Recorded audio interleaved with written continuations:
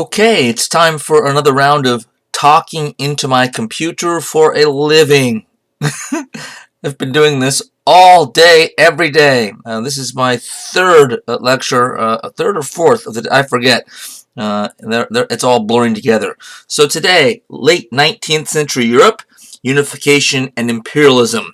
What that means then is that we're not going to get too ambitious and look at all aspects of late 19th century Europe. That would be a semester in and of itself.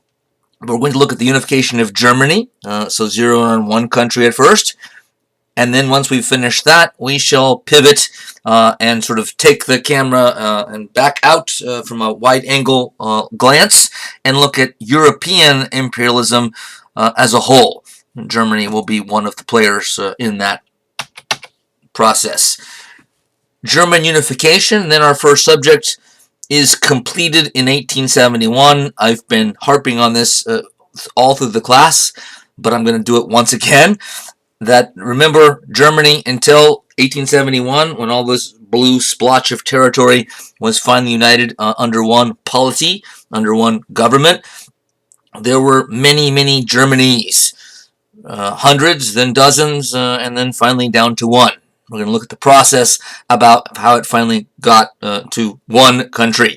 But as Brendan Sims, the author of a really good recent book on European diplomacy from 1453 to the present, says over the next decades, this fact, meaning unification, would dominate the foreign and domestic politics of the major European states. Why? Well, remember, the German states had been so multifarious that France and Austria and the other countries around them never had to worry too much about Germany being a threat politically, militarily, economically, strategically, diplomatically, and now all of a sudden they do. It's like they woke up one morning and said, wait a minute, a new country just moved in next door, and it's a really big one. Where did they come from? So Germany, outside of Russia, becomes overnight the most populous country in Europe, easily, with the most resources in Europe, easily, has the biggest industrial economy in Europe right from the start, and it's growing even from day one, exploding in economic growth like the United States and Japan were at almost the exact same time, but all three countries starting to catch up with Britain within 20 years or so. So Germany changed the math of the European balance of power, which we've also been talking about for a long time in this course. So now a new and powerful country has to be figured into the balance of power. They eventually worked out the calculus and balanced this as best they could.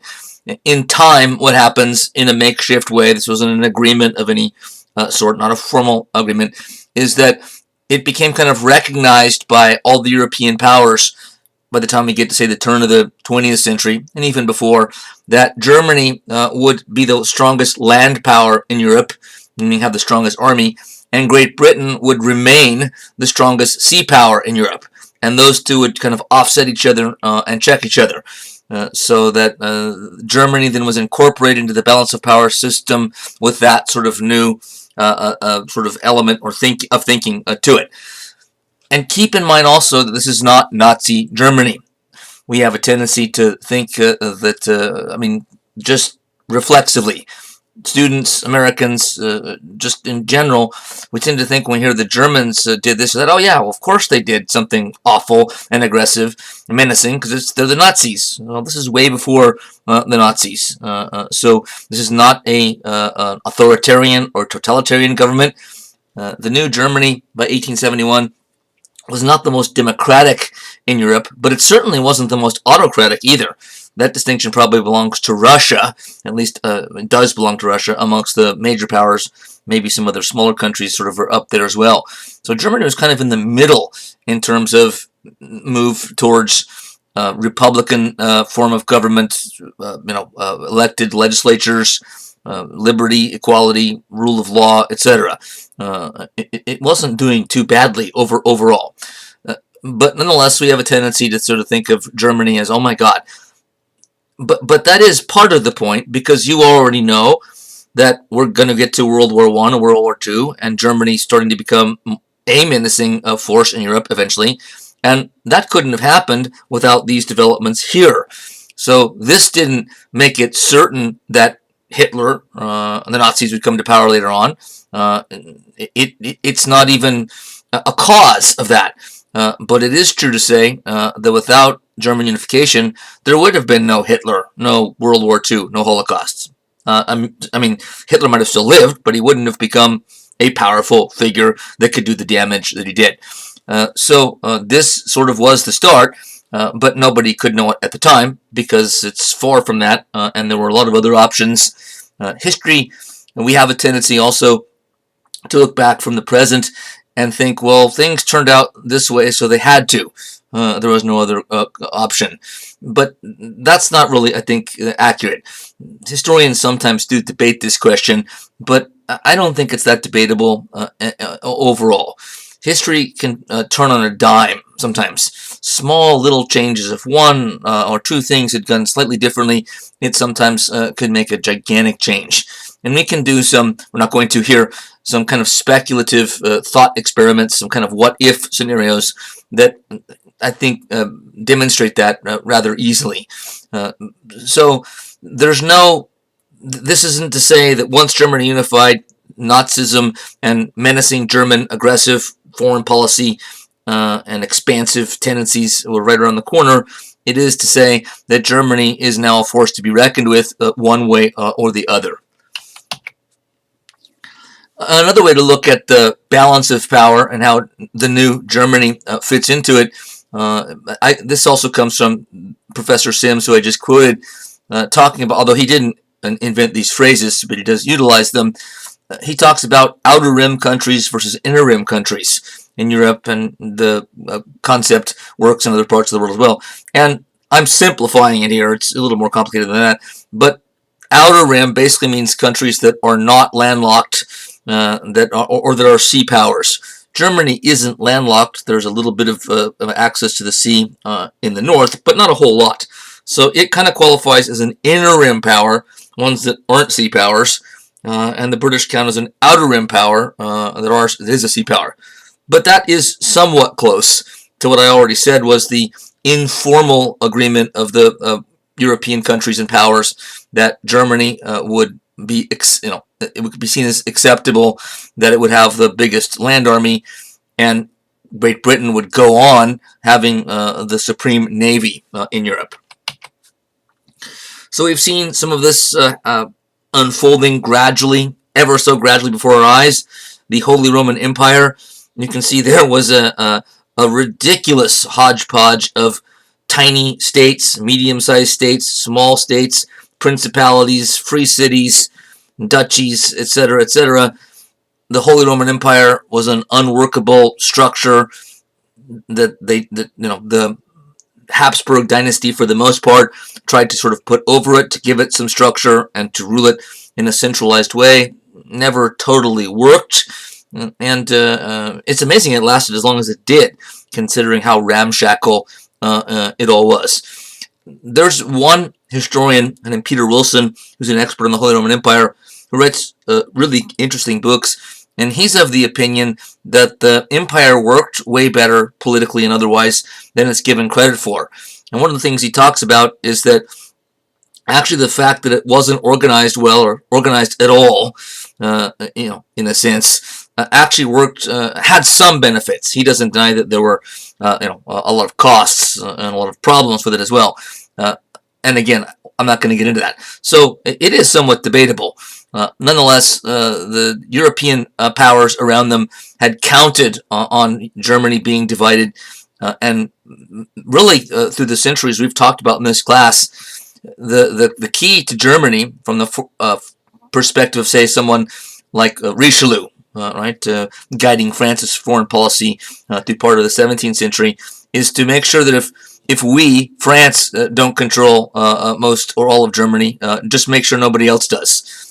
Because Germany can't do much on its own because it's so deeply divided, as you can see there.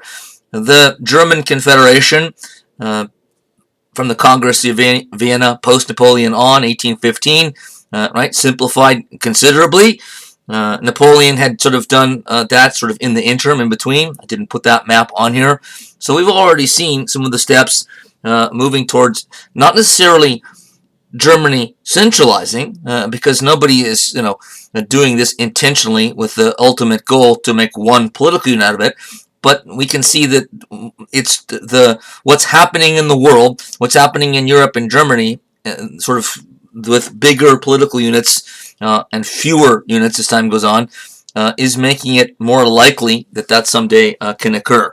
In 1815, there were some Germans already thinking about it. In 1789, probably nobody.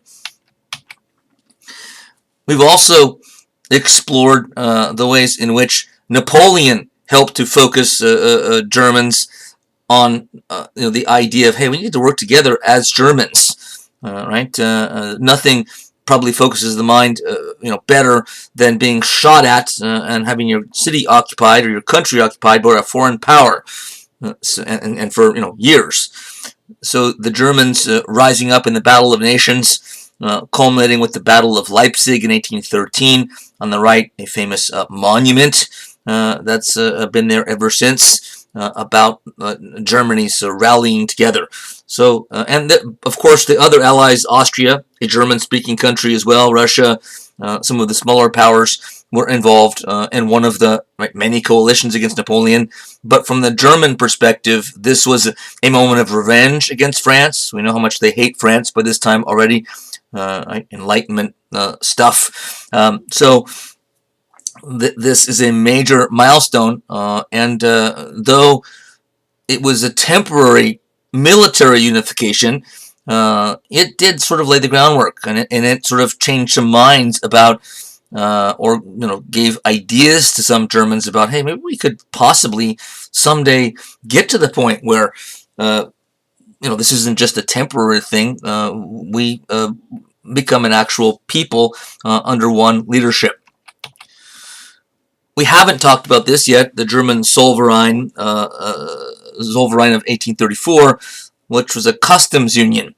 And all of the areas of Germany in yellow there, I don't know how well you know your geography of Germany. If you don't, this map won't help you too much. But that's a big chunk of it right there, leaving out really only the north of Germany, with sort of little pockets of exception in between. And what did this do? Well, remember, in the maps we just looked at, this is not one country, it's a bunch of countries. So they formed a customs union, which means they voluntarily agreed to a set of rules that brought sort of economic activity together.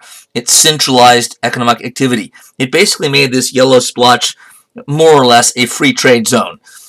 So got rid of, in internal trade, say between Munich, which is on our map, and Cologne, that it got rid of customs duties. It tried to sort of equalize or have the same currency systems, weights and measures, etc., etc.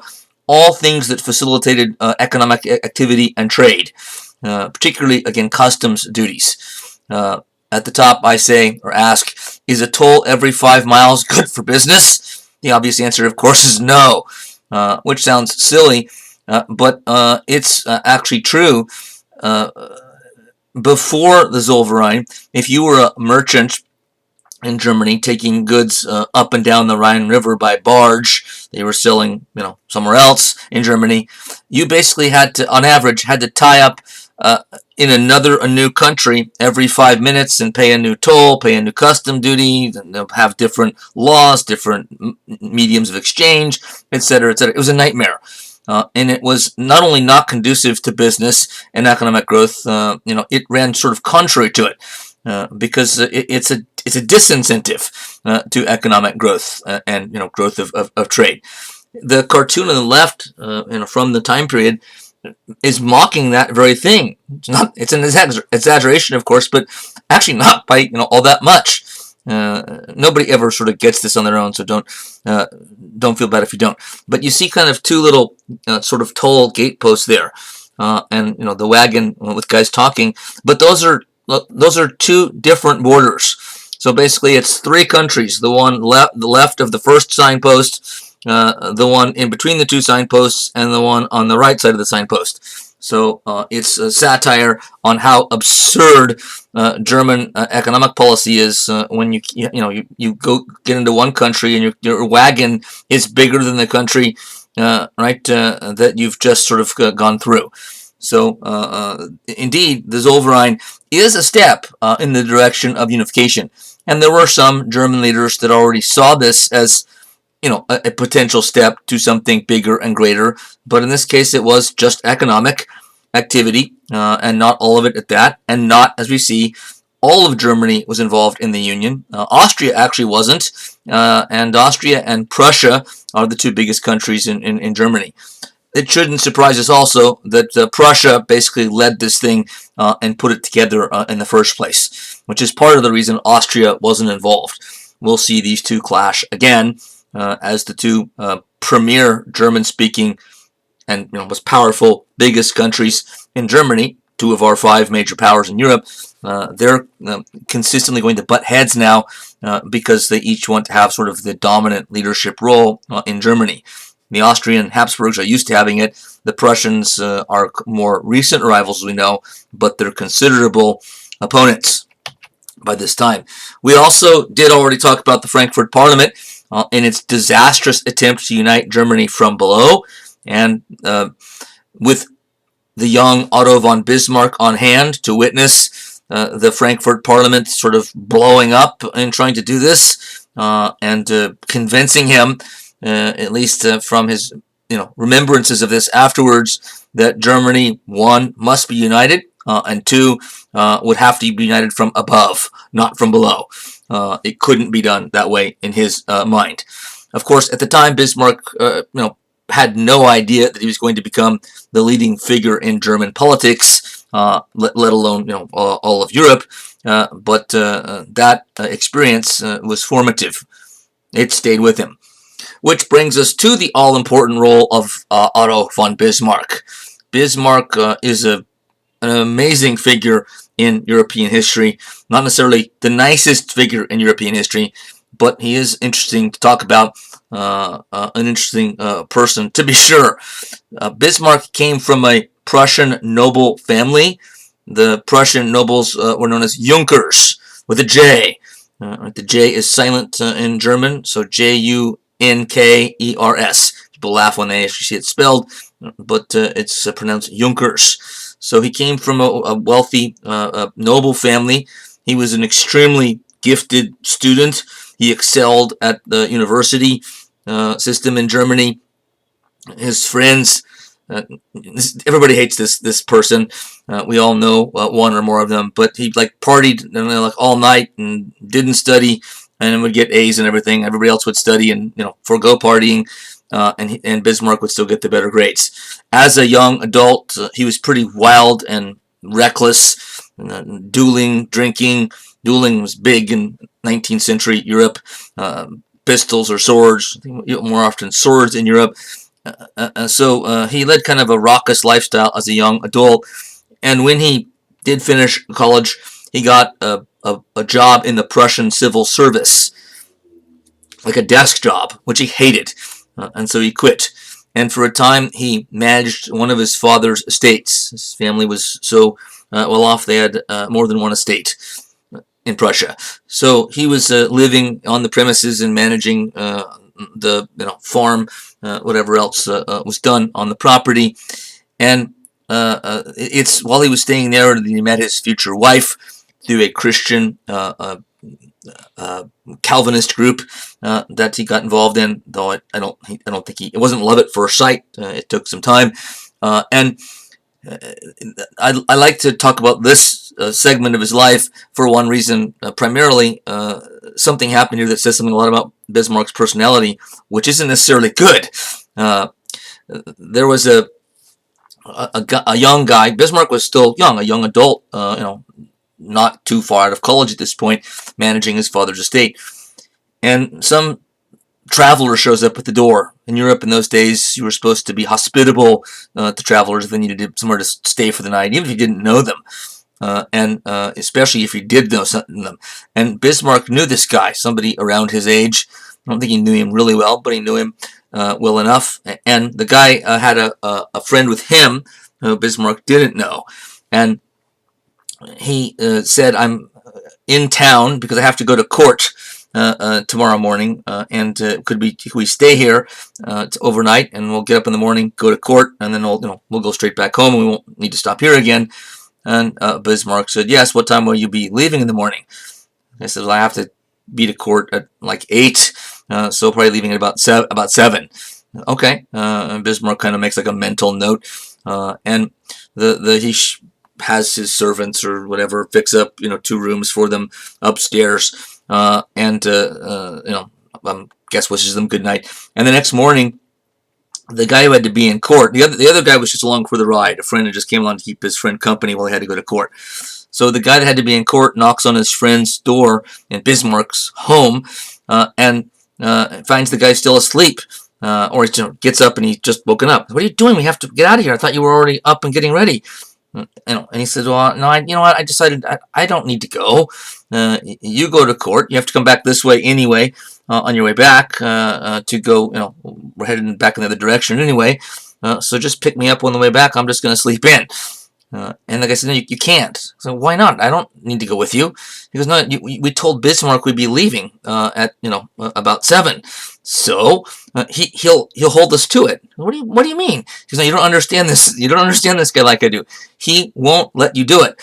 And the friend wouldn't listen to him. So the guy says, okay, well, fend for yourself then. So he takes off and goes to court.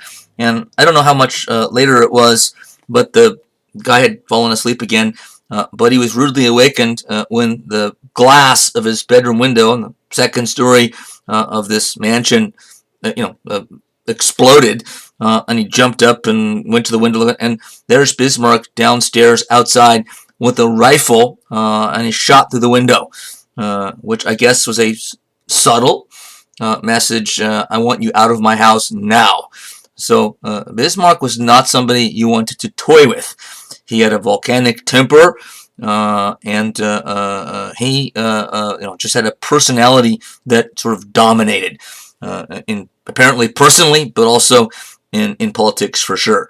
One great biographer of Bismarck, fairly recent biography, talks about the importance to the unification of Germany and the creation of Germany of Bismarck's sovereign self, meaning Bismarck's sort of power and personal, singular personal ability. And we should know by now in this class that it's not fashionable right now in the historical profession to focus too much on individual leaders being the ones who decide what happens in history. It's more fashionable to say that it's social forces, economic forces, intellectual, cultural, environmental forces that basically shape history, and the individuals play a little role here and there. I think that's actually not correct. It's, I think, more of a balance between the two. Certainly, underlying impersonal social forces do play a big role. But once in a while, I think not only is it even, but sometimes one singular exceptional person, both for better or worse for the world, makes an outsize mark as a single individual. Bismarck, I think, would be one of those persons. He had an incredible force of personality, and personalities, can be effective. Force of personality can be, done in different ways. People can have a lively sense of humor, but Bismarck's force of personality was just sort of more of a dominant one. When he's in the room, he just seemed to predominate, and sometimes these kind of things aren't that explainable. It's like, well, why is it when this guy comes in the room, everyone seems to keep quiet and kind of follow his lead and listen to him? And after somebody's a known leader, it's understandable why. But why is somebody getting that kind of deference even before they're necessarily a leader? They have a certain force of personality. He surely had this kind of presence about him. He also could be extremely brutal and vicious. I don't necessarily mean physically, though you get involved in duels and things like that, but emotionally, in the sort of tete-a-tete of day-to-day politics. He could be ruthless and brutal, which actually put him in good stead in many political situations, as sad as that is to say. He seemed to have the need to dominate, which goes along with his force of personality. He also had a real instability of psychological instability.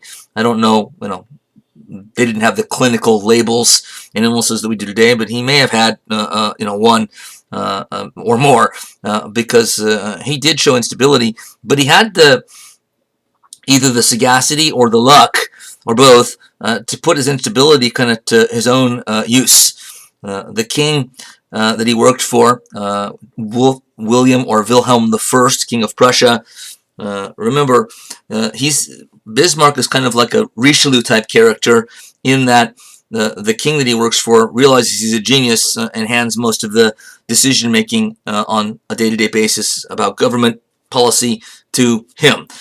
So Louis XIII had done that to Richelieu. Here, you take the keys, and William I does it to Bismarck. But things still, of course, had to be run by the king, and when Bismarck rarely didn't get his way because the king put up, resistance, Bismarck would threaten to quit, or he'd throw a tantrum, or both, and he'd almost always get the king to back down in the end. So some of this was probably staged, but some of it might have been his actual rage and anger and instability, and then he would sort of realize, I can use this to my advantage. So he certainly worked it into his repertoire. The king at one point said, this is remarkable for a king of Prussia, a powerful country, to say, but he said at one point, it's hard being king with Bismarck around. You're the king, dude. You can't say that. Or just fire the guy. But he understood that things would be more difficult for him without Bismarck, as much of a headache as Bismarck was. And he was a headache, to be sure. But he showed extreme tactical and strategic brilliance, particularly with regard to foreign policy. When it came to foreign policy, that's where he could keep his cool, I think, the most, and not sort of give in to instability and his temper and emotions and all that. He played European diplomacy like a chess master.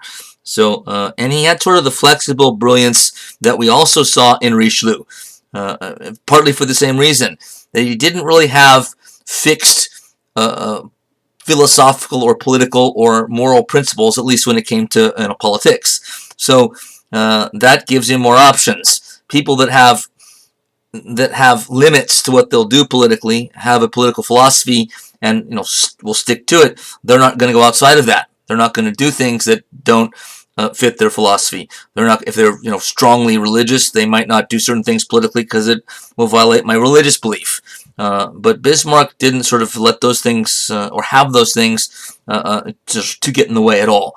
So he could and did keep multiple options open, made temporary tactical alliances with otherwise enemies. We'll see him at one time or another ally with the liberals who hated him and he didn't like them, but he saw it as it's useful.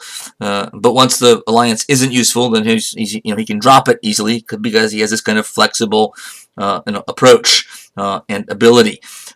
He could then separate morality from practical concerns of state. We talked about his threats to resign, intimidation, etc. So again, some of those are the same. It's the same type of way of operating that Richelieu had, and the same advantages that he had.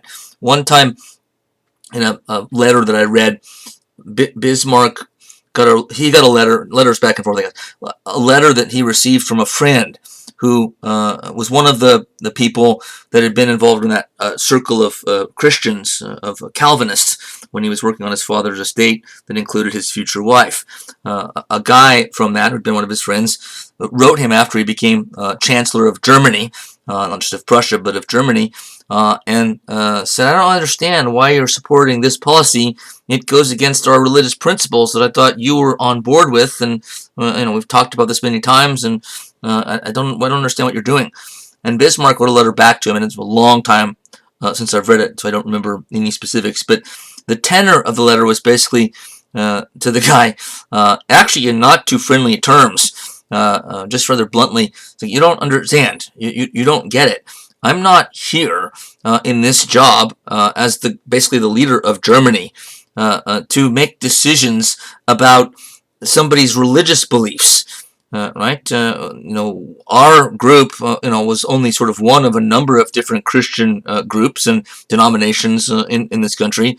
And as a leader at this level, I can't just sort of give in to my personal religious wishes. I have to think about sort of the larger whole, think about everybody, which actually he didn't have to, but a good statesman, a good leader, does recognize them when they're at that level of power. They have a responsibility that goes beyond just sort of their own more narrow views and interests. But it was also kind of telling the guy, look, dude, this isn't about religion. Maybe I still agree with you religiously, but I got to put that aside. This is a decision that's best for the country and the power of the country, and sometimes that cancels out, pushes to the side religious issues. It's the kind of decision, again, that we saw Richelieu making. There is definitely a similarity between the two. So Bismarck did get liberal support in Prussia for his objectives, and his major objective, at least when he first came to power in Prussia, was unification. And so the liberals, who hated him, as we'll see, when he first came to power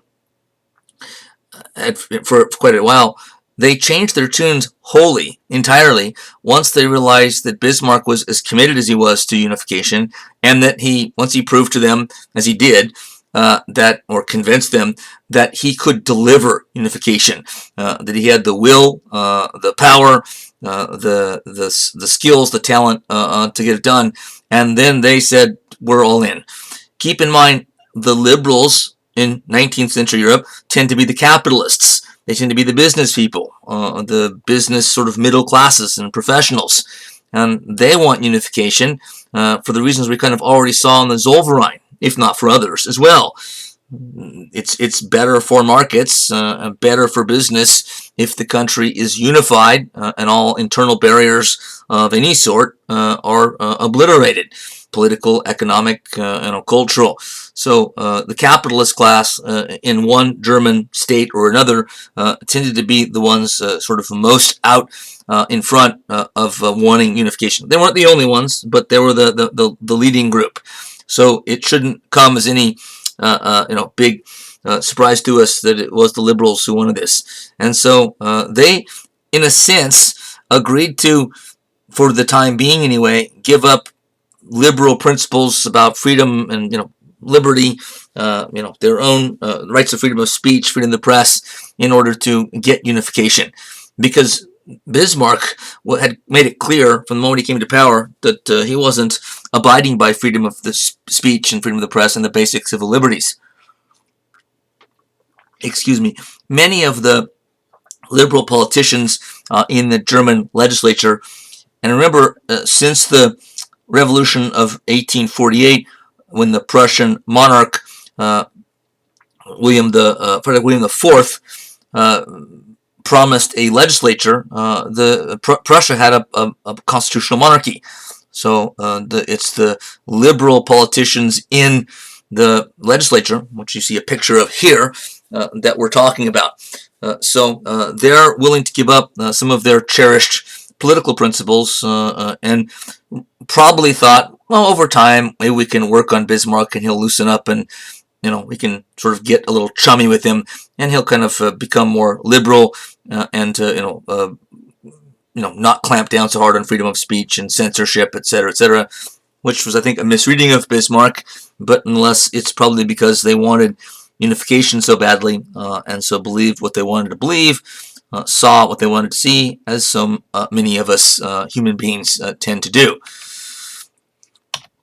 Bismarck, I'm going to leave the screen white for a second there. I don't have a slide for this. But Bismarck came to power in the middle of the 1860s after rising through the diplomatic corps. After quitting his desk job as a civil servant and working for a time in that stint, managing his father's farm, he went into the diplomatic corps in Prussia. And this he was cut out for, as he realized quickly, and he rose through the ranks, eventually becoming Prussian ambassador to France and Prussian ambassador to Russia, which are, of course, choice posts. You don't get to be the ambassador from Prussia to one of those countries unless you're already sort of moving up and thought of extremely highly. Those are important and powerful positions. And it was while he was an ambassador that a crisis happened. So he was out of the country.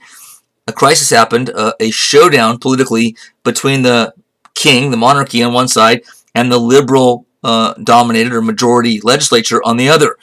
And one of the king's sort of top advisors said, you know what, I know the perfect guy to get us out of this crisis. It's Otto von Bismarck, who the king had surely heard of, and pointed him to the post, and he may have even met him before, but didn't really know him. But his defense minister, von Roon, who recommended this, said, oh, I know the guy, and he's perfect for this job. So they called Bismarck back from his diplomatic assignment and gave him the reins as Chancellor of Prussia, which now means he's arrived at the top of at least Prussian politics. And why did they bring him in? What was the issue? The political stalemate happened over a budget bill that was stalled in the neither side willing to budge. We know all about how that works in a political system, and much of it was over, more specifically, elements of the budget bill that had to do with funding the military. And the monarchy wanted a change, and one thing when it came to not just the pay, but the terms of enlistment for soldiers, and the liberal majority legislature wanted something different, and they weren't, they wouldn't cave at all. They wouldn't compromise. So Bismarck was brought in to solve the problem. The interesting part of this is that he wasn't brought in because he's the kind of guy that can bring about a compromise. He was brought in because, and this was planned all along. That's why von Roon recommended him. He's the guy that'll come in and just steamroll the legislature. He'll steamroll the Prussian Parliament and the liberals. He'll just tell them to, go to hell, and he'll just break every rule of parliamentary and constitutional government, and he won't care. He won't care what anybody thinks. He won't care what the newspapers say. He won't care how unpopular he is with the public. He'll just do it. And there'll be no looking back, and he'll do it with an iron fist. And not only would he ended up doing exactly that. But why didn't the king just do that? Why didn't the war minister von Roon do that? Well, I think it gets back to personality again. Some people don't have the kind of personality that it takes to sort of, do something that dramatic, that drastic, that's going to, for sure, bring a wicked backlash to it. Some people don't want to have to deal with that kind of thing. Most people wouldn't be able to handle that. And so, which seems to have included the king or von Roon himself, or they would have just done it on their own. So we don't have the type of tough personality and exterior and sort of skills, that can sort of joust politically in sort of rough, waters, like to mix my metaphors, like Bismarck. So bring him in, and he did exactly that. He just went right around or over the parliament and moved on. He actually found a loophole in the Prussian constitution that said that in any year, if a budget can't be decided on, that they can just take the previous year's budget and move that forward. So you kind of just, I don't need you guys anyway. We'll just use last year's budget and use those same numbers. See you later.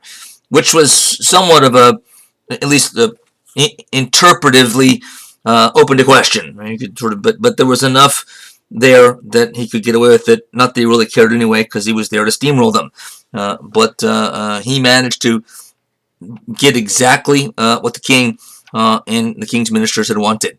So not only did he solve then this problem, this crisis, but he set himself up already to impress the king, and it's no wonder the king never let him go after that.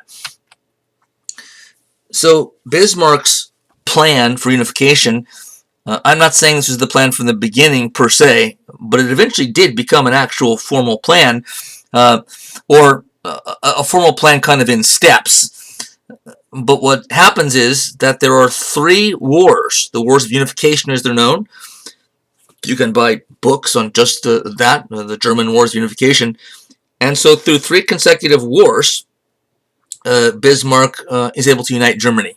Now that's not the only thing that's going on, but it's the primary explanation for what happens. So the first crisis leading to war that Bismarck used to get some German states to agree to unify, or force them to cooperate, make them a deal they can't refuse, was a issue in 2 duchies called Shleswig-Holstein, which are right there on the map. Again, if you're not familiar with European geography, that's not going to help you much. But on top there in the red is Denmark, and at the bottom in the green is Germany. And those 2 duchies are nestled right in between. And for decades, centuries, their status had been in question and fluctuated, in flux, with regard to do these duchies belong to Denmark? Do they belong to one or more of the German states to the south of them? Are they independent? And that had kind of gone back and forth and changed. And right around this time, there was a new king that came to the throne in Denmark, and he decided that he was going to sort of put his foot down and sort of more forcefully and actively make sure that Denmark controlled both duchies. And the northern German states, that area in the green is more than one German country at this point, but they all were appalled and angered by this. And Bismarck saw an opportunity here, although Prussia's not close by. But Prussia is one of the 2 most powerful German states, along with Austria. So Bismarck uses the conflict with Denmark, by the smaller German states. He sort of agrees to say, hey, I'll bring Prussian troops in. We have a famous, fearsome military, and a big one, and you guys don't. So we'll take the lead. You guys can send troops too, and we'll clear the Danish out of Schleswig-Holstein for once and for all. And by doing this, and this will happen in 3 consecutive wars, Bismarck puts the other German states on the horns of a dilemma. But what it means basically, horns of a dilemma is a famous phrase. If a German state that's smaller than Prussia doesn't want to do this for whatever reason, and some of them didn't, and didn't go along, they're then afterwards under some pressure, not just by Prussia, but by the other states around them, smaller ones, that did go to war in alliance with Prussia against Denmark, or we'll see other powers later on. And so there's a pressure there if they don't get involved. If they do send troops and support the war effort, it's then hard to get out afterwards. And a lot of this is about the populations of these smaller German states, because a lot of them are used to living in these small little tiny German states with sort of no power, and all of a sudden they're part of something much larger, a country, or at least could be. Bismarck's pressuring for it, that does have clout, that does have power, that does have a great deal of respect, throughout Europe. And so it became intoxicating for a lot of citizens of these small German states. And so if they sent troops off to battle along with, side by side with the Prussians, and are victorious in Denmark or in Schleswig-Holstein against Denmark, as they were, then it becomes difficult for political leaders who might not want to, permanently align themselves with Prussia to stop it from happening. So either way, if they didn't get involved, there's pressure. If they do get involved, there's pressure. And Bismarck was clearly aware of this and used it, brilliantly. Again, the master chess player of politics and diplomacy. The British Prime Minister, off and on during the mid-19th century here, Lord Palmerston, said at one point later in his career, obviously, only 3 people have ever really understood the Shleswig-Holstein business. The Prince Consort, Great Britain, who's dead, a German professor who's gone mad, and I, who've forgotten all about it, because I'm old and senile. He meant that, of course, somewhat tongue-in-cheek, but it was somewhat true as well. The question was incredibly complicated. The politics, the border issues, and extremely complicated. But from Bismarck's perspective, he got what he wanted. Some of the northern German states, whether they got involved in the war or not, did after the fact get drawn into a larger political unit now, basically now as satellites of Prussia. In many ways, the early years of German unification, I mean, not just the process of getting to it from 1864 to 1871, but even the early years on the other side of unification, as noted by historians again and again, were more kind of like Prussia writ large than they were Germany all uniting. So in a sense, what we're seeing is that Russia is conquering Germany and the other Germanies and forcing them all to become Prussia. It's now just one big Prussian state. And I think it's one way to look at it, and it's probably somewhat true. But over time, then Prussia's influence does wane, and there's sort of then becomes a more even spread sort of German influence from different regions, Bavaria, Saxony, otherwise. But at this point, it's Prussia. Really, remember, it's top-down unification. So Prussia is forcing itself on the other countries militarily, politically, diplomatically, economically, sort of working public opinion in these places and using war to do it. The next war, oh, by the way, Schleswig-Holstein. Austria participated in this war as well. So the other big German power also. Why would Bismarck and Prussia want that, since they're rivals for control of Germany? Well, normally Bismarck wouldn't, but it's pretty clear that he was already thinking about his next move, which was going to be a war against Austria. And so after the war was over with Denmark, the Prussian and Austrian troops occupied the two duchies, for a time. And Bismarck basically set it up so that the two would clash. They were allied in the war, but they were sort of side by side and occupying. And he sort of set up a situation where there would be, an incident or incidents, and he could use that as a casus belli, an excuse to go to war with the offending power, which wasn't really offending because Bismarck kind of forced it to happen. But he got exactly what he wanted, which was a war known as the Austro-Prussian War 2 years later, 1866, which was a lightning Prussian victory over the once dominant Habsburg monarchy and the state of Austria, now culminating with victory in the Battle of Konigaratz. Bismarck is often thought to be a military figure by, I think, people today. He wasn't a military guy. He certainly led the country into war enough times, but he was a politician sort of doing it. His general of choice was a guy named Helmut von Moltke. His name you can see if you can't spell it. It's quite German, by the way, in the bottom left there. And von Moltke was the military genius of all the wars of unification here.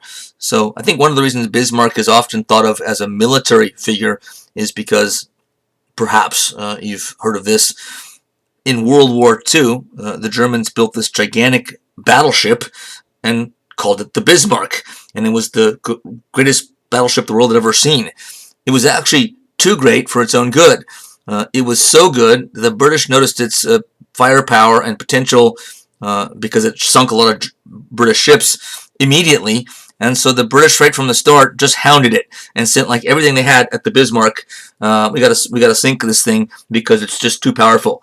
So they built a battleship, named it after Bismarck, that was so good and so powerful, it just drew too much attention to itself and ended up getting sunk. It has been, by the way, raised now by the guy who raised the Titanic, Robert Ballard, in a fascinating story. So Bismarck is a political leader, and von Moltke is sort of his military arm. And this might have been von Moltke's masterpiece because he utilized new transportation that had really not been used in warfare in Europe before, at least not to this scale, and that were the railroads, which sound quaint to us today, but in those days, remember, the railroads were the form of transportation. They were the high-tech way to transport people and goods and whatever else. Right around the same time, this is the 1860s, so just a few years before this, Abraham Lincoln and the Union, the North, in the Civil War were also pioneering the use of railroads in military conflict. In the U.S. case, during a civil war, not a foreign war. But Moltke and Lincoln, or Moltke and Ulysses Grant, are some of the first to recognize how big of an advantage moving masses of troops by train could be. And it did have an effect on the battlefield at Konigaratz. Took basically 7 weeks to win the entire campaign. Not this battle. This took place in a much shorter amount of time. But much of the maneuvering that outflanked and caught the Austrians by surprise time and again was done by train. So there are other reasons why this is considered Moltke's masterpiece, but that's the one that comes up the most. So the lightning 7-week German victory, or Prussian victory, I should say. The Austrians are Germans too. And here it gets more dicey because since they're both German states, the Austrians had some support from some of the smaller states as well.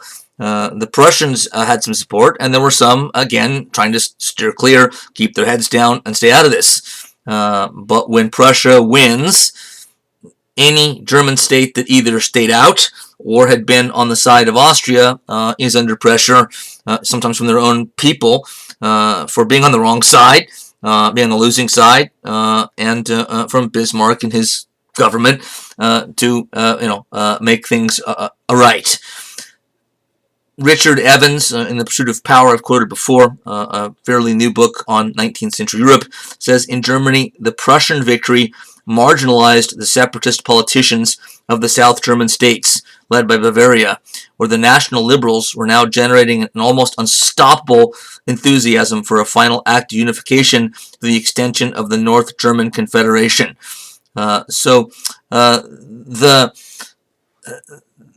What's being said here is basically what I've said from the outset here, is that the German states were on the horns of a dilemma. But what about Austria? Because they got defeated, and they're a German-speaking country. Well, even before Konigaratz and the Austro-Prussian War, there had been a debate raging throughout Germany and in Austria and Prussia, all the other German states, about whether a united Germany should include Austria or not. And certainly Bismarck was keenly involved in that debate. The side that believed that that Austria should not be part of a united Germany was known as the the Klein-Deutsch solution, small Germany solution. It's smaller without Austria. Those that wanted Austria in united Germany, were known as sort of the Grossdeutsch supporters. Big Germany solution, small Germany solution, big Germany solution. It's still going to be a much bigger Germany, united, but the difference was, what will it include Austria or not?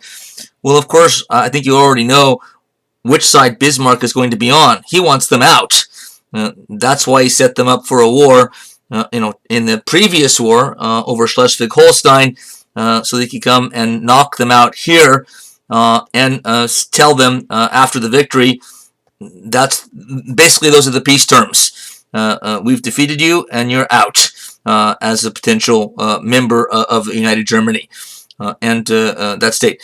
In fact, Bismarck showed his tendency to be very pragmatic and I think quite sharp when it came to signing treaties here. He made some mistakes, but he tended to do things this way. He didn't actually ask or demand much of Austria, other than that Austria remove itself from any future part of United Germany. He could have demanded and gotten a lot more, indemnities, and forced Austria to pay for the war, all kinds of economic and other elements to a treaty. As they say in war, the victor belongs to the victor belongs the spoils. So Bismarck didn't go for very many spoils because he just wanted one thing. He wanted Austria out of contention. And from this point, they were. Also, by not taking in really anything from them, he didn't take any territory from them. He also sort of kept open the possibility of good relations between Prussia and a larger Germany on one side and Austria on the other going forward, which actually panned out later on. When we get to the First World War, we're headed fairly quickly. We'll find that Germany and Austria were the key allies on one side in that war. So they were able to repair the tensions and any bad blood, partly because Bismarck had been lenient. But if you look on a map or a globe today, you can see the results of this war and the Kleindeutsch solution right there, because Germany, right, is one bigger Germany, which we know used to be made up of a lot smaller parts, and yet there's still a separate Austria. Yeah, because right here, right in these events, Austria was excluded from being part of a united Germany through Bismarck's will and through the execution of Prussian soldiers under von Moltke. After that, Bismarck was able to consolidate the North German Confederation, again, one way or the other, whether they'd been on the side of these wars or on the other. Smaller German states were forced in. And so after those first two wars that we just talked about, basically the northern half of Germany is now unified under Prussian leadership. The North German Confederation, as its sort of official name, had it. So Bismarck now has the task, or at least so he sees it, of figuring out a way to get the southern half of Germany in, which included Bavaria, Württemberg, some other smaller areas. He, this time, used a succession crisis and some shrewd and duplicitous and questionable maneuvering to bring about a war with France. So he's upping the ante considerably to bring about unification, because France is certainly a tougher opponent than they've taken on yet in this process of using war and military conflict to lead to greater unification. So how did he bring about a war with France? Well, we've seen this before. It can cause all kinds of problems, but there was a succession crisis in Spain, meaning the Spanish monarch died, and one of the potential contenders for the throne by blood relation, by marriage, by inheritance laws and customs was a relative of the current King of Prussia, Wilhelm I, a Hohenzollern. A what? That was their last name, Hohenzollern. Again, a very German name. That was Frederick the Great's last name, Frederick Hohenzollern. This is Wilhelm Hohenzollern. So it was a distant, cousin. Nonetheless, he had at least some Prussian royal blood in him, and so he was a legitimate candidate, though there were others as well, for the throne of Spain. And Bismarck realized quickly, as the keen diplomatist that he was, that if the French learn that the king's relative is seriously considering it and making an actual bid for it, they're going to freak out. Why? Because they'll at least, whether it'll be true or not is beside the point, they will feel like they're being surrounded. We've got Hohenzollerns to the north of us, or northeast of us in Germany, and east of us, and to the southwest of us in Spain. And so they're going to feel hemmed in or surrounded. So this is what Bismarck was trying to take advantage of. He's trying once again to lure another country into war. And in this case, trying to make them look like the bad guys, which he ends up doing successfully. In the end, because his own king unintentionally submarined or sabotaged him at first. As Professor Evans says, Wilhelm's staff sent a telegram to Bismarck reporting the outcome of what? Of a meeting he had with, on the left, you see in the top hat walking the king himself, Wilhelm I, and on the right, the French ambassador named Benedetti, which is an Italian name, but he was the French ambassador. And the king had been away from Berlin, capital of Prussia, where Bismarck was, taking the waters at a spa at a place called Ems. where he needed to go to kind of vacation and for R&R. And Benedetti, the French know he was there, and they decided to go straight to him and not to Bismarck. And Bismarck had no foreknowledge of it at all until he got this telegram from his own king.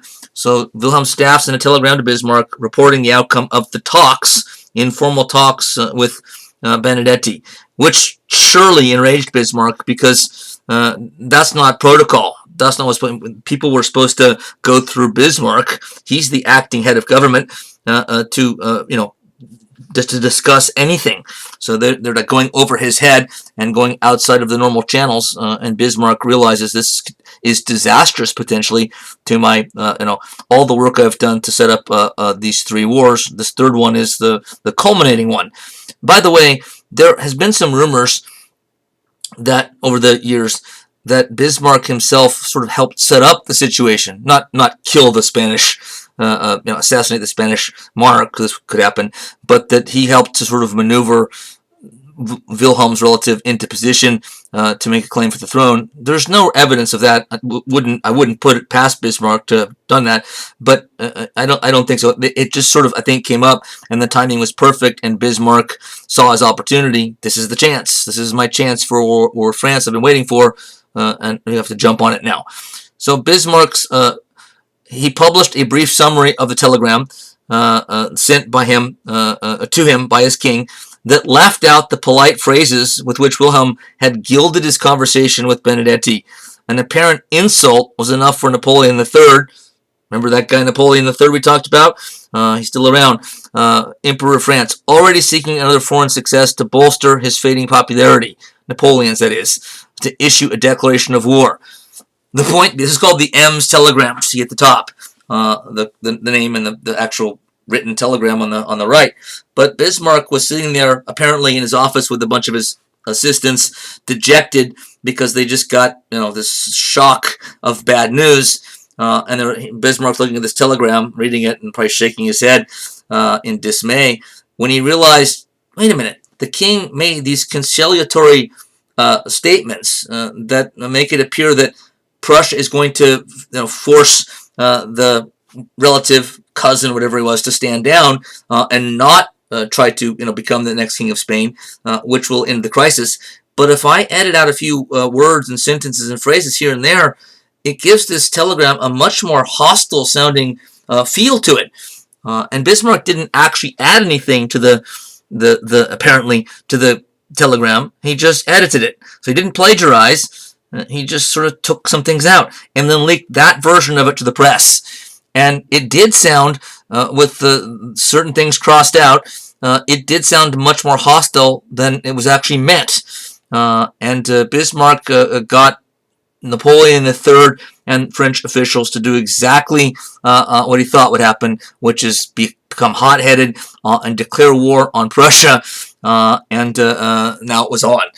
But how does that bring the southern German states like Bavaria in? Well, Bismarck had already cultivated them. Between the Austro-Prussian War and this one, the Franco-Prussian War, he had done careful and long-term negotiations with the southern German states like Bavaria, and more or less said, like, you know what, you should probably think about, France is an aggressive power, dangerous power. They've been our enemies, many times over the centuries. We're a big unit, political unit of the North German Confederation. We should sign an alliance and sort of agree that we'd help you, and you could help us if we ever just, happen to go to war with France at some point. And so by the time the opportunity arose to go to war with France, he already had agreements and alliances, military alliances with the southern German states, and so they get drawn into the war. I'm not sure if they know or how much they knew. The degree to which Bismarck had orchestrated this probably didn't. Certainly after the fact, they did. Once again, the war went as planned. Fairly quick defeat of France by Prussian troops, culminating with the victory at Sedan.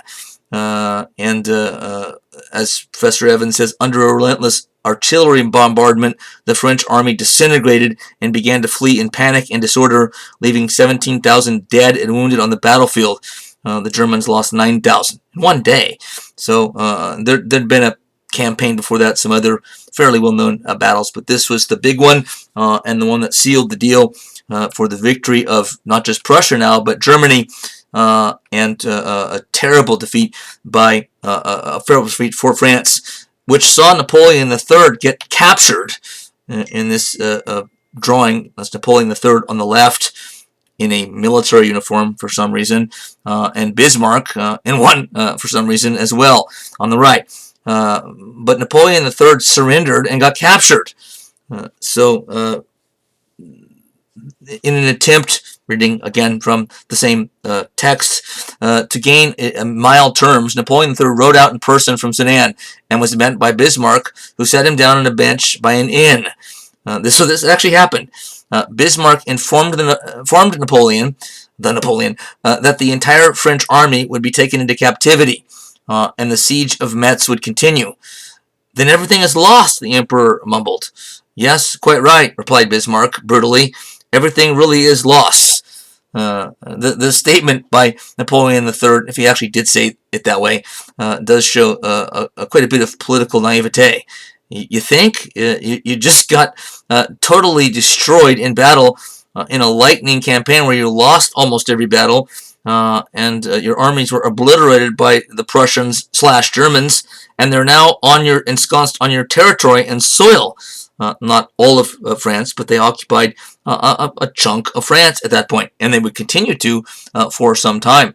Total losses for the military campaign or war as a whole, 280,000 for France, 135,000 for Germany. So this was a bloody war, and Germany, not just Prussian soldiers, but other smaller German states, contributed troops too, suffered big losses as well. But this caused the fall of Napoleon III from power on the collapse of the Second Empire, the government that he had created when he made himself emperor, and the beginnings of the French Third Republic. And just after this also comes another famous event known as the Paris Commune, where the people of Paris, at least those that sort of took charge, declared themselves an independent country. Just our city is going to be not part of France any longer. And for a number of weeks, it was in the control of socialists and communists. They were basically trying to make it into a kind of a socialist, communist, kind of large city commune, and Paris Commune.